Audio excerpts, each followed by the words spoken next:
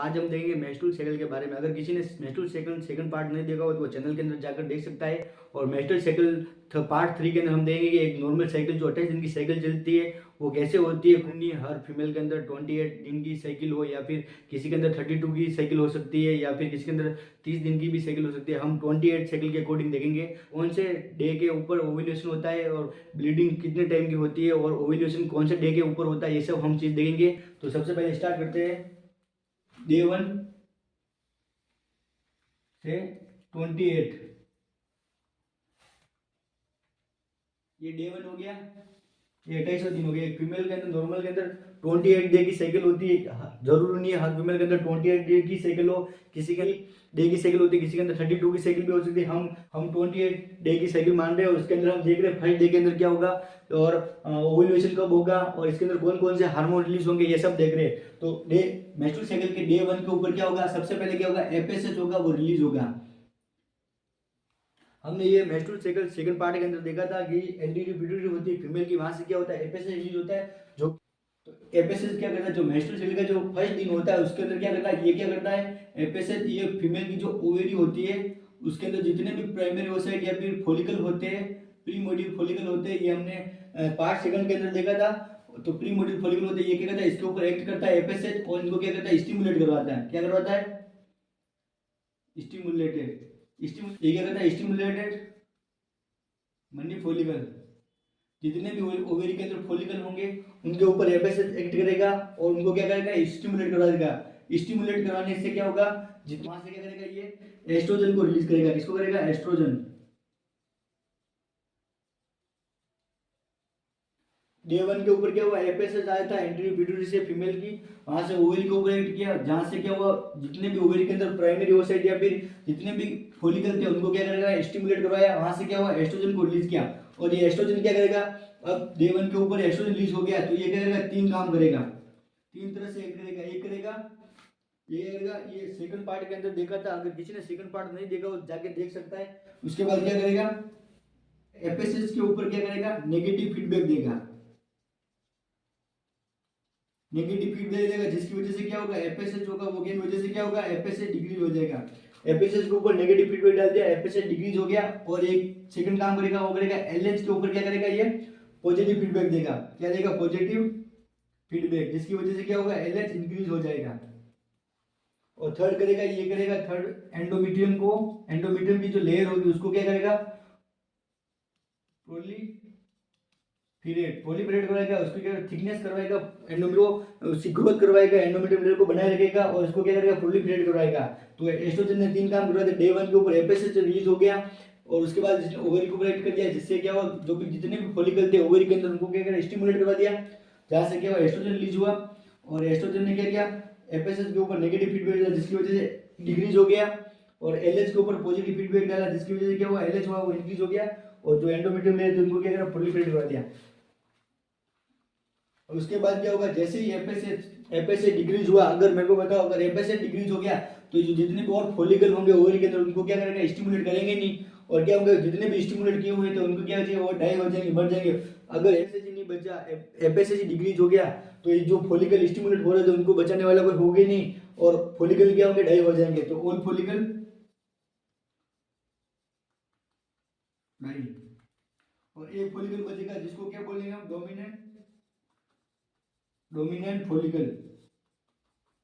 Dominant follicle. ठीक है, एक डोमिनेंट फॉलिकल बचेगा, बाकी सब जितने भी फॉलिकल होंगे वो क्या डाई हो जाएंगे, मर जाएंगे, क्योंकि उनको अगर एफएसएच डिक्रीज हो गया, अगर सपोर्ट करने वाले नहीं मिला तो वो आगे ग्रोथ ही नहीं करेंगे और स्टिमुलेट ही नहीं होंगे। उसके बाद क्या होगा, इसने पॉजिटिव फीडबैक डाला एलएच के ऊपर। ठीक है, एलएच के ऊपर ल्यूटिनाइन हार्मोन के ऊपर क्या हुआ पॉजिटिव फीडबैक डाला, जिसकी वजह क्या हुआ एलएच इंक्रीज हुआ। और ये क्या होगा एलएच एकदम सडनली इंक्रीज होगा। क्या होगा एलएच सडन इंक्रीज होगा, जिसको क्या बोलेंगे एलएच सर्ज। ठीक है, और तीसरा काम क्या कर दिया इसने एंडोमेट्रियम लेयर के ऊपर प्रोलीफेरेट कर दिया, मतलब एंडोमेट्रियम लेयर को उसकी थिकनेस बनाए रखा, उसको ग्रोथ करवाया। उसके बाद क्या होगा, जैसे ये डोमिनेंट फॉलिकल होगा, जो ग्राफिकल फॉलिकल थे उनकी सब डाई होगी और जो एक डोमिनेंट फॉलिकल होगा वो क्या होगा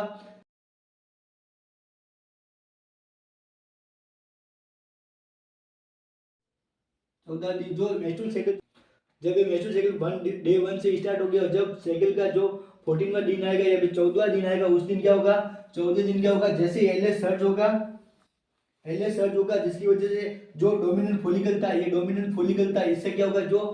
डोमिनेंट फॉलिकल मतलब जो प्राइमरी ओसाइट है, ये फॉलिकल क्या है, प्राइमरी ओसाइट है, ये ओवरी के अंदर जितने भी ओसाइट होंगे वो क्या होंगे, प्राइमरी ओसाइट होंगे। ये क्या होगा, प्राइमरी ओसाइट से क्या होगा, प्राइमरी ओसाइट से सेकेंडरी ओसाइट के ऊपर कन्वर्ट हो जाएगा, और कन्वर्ट होने से क्या होगा, एलएच सर्च हुआ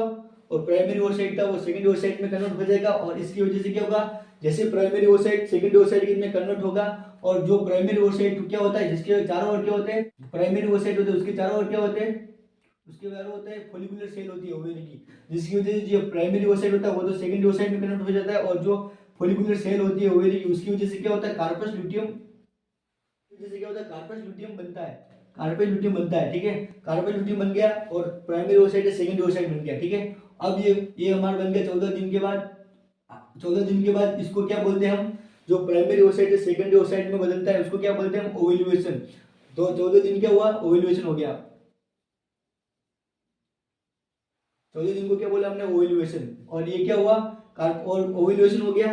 सेकेंडरी ओसाइट बन गया, ओव्यूलेशन हो गया, उसके बाद क्या हुआ, जो फॉलिकुलर सेल थी ओवेरी की, उसकी वजह से क्या हुआ, कार्पस ल्यूटियम बन गया, ये कार्पस ल्यूटियम बन गया, साइज के तो धीरे धीरे इंक्रीज होता जाएगा, ये भी।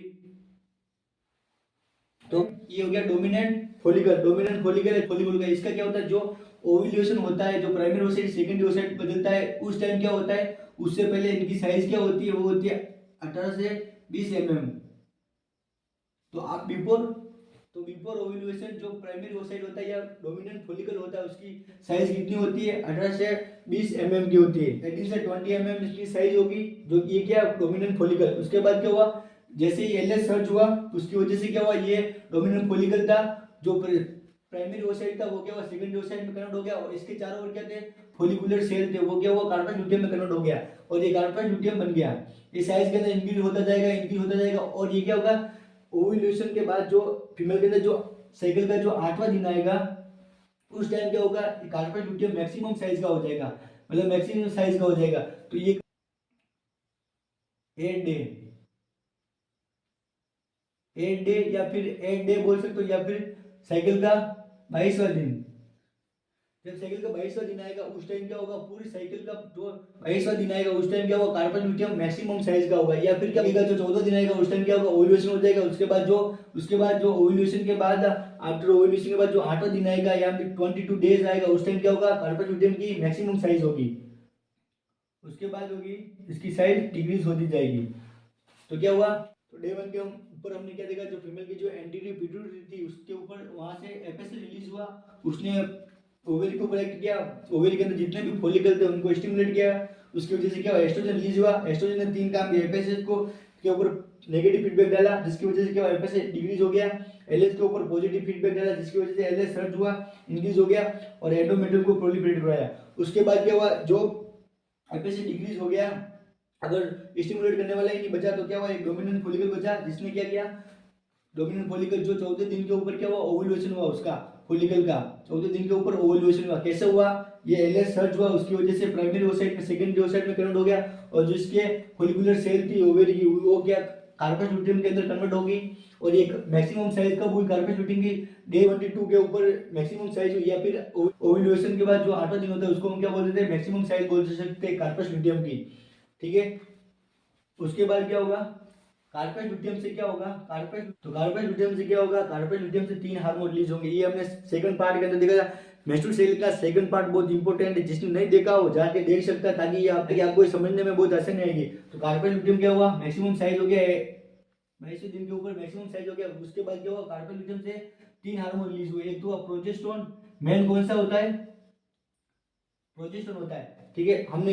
मेंस्ट्रुअल साइकिल सेकंड पार्ट के अंदर देखा था कि कार्पस ल्यूटियम से 3 हार्मोन रिलीज होते हैं, प्रोजेस्टेरोन होता है, एक एस्ट्रोजन होता है, और एक होता है इनिबिन। रोल होता है, वो किसका रोल होता है, वो होता है प्रोजेस्टेरोन का रोल होता है। इस साइकिल के अंदर प्रोजेस्टेरोन का रोल मेन होता है। तो जो प्रोजेस्टेरोन होता है उसका काम होता है साइकिल के अंदर, तो ये क्या करेगा, मेन प्रोजेस्टेरोन को रिलीज करेगा। उसके बाद प्रोजेस्टेरोन क्या करेगा, ये 2 काम करेगा, एक करेगा जो एंडोमेट्रियम लेयर होगी, यूट्रस की इनर मोस्ट लेयर उसको क्या करेगा,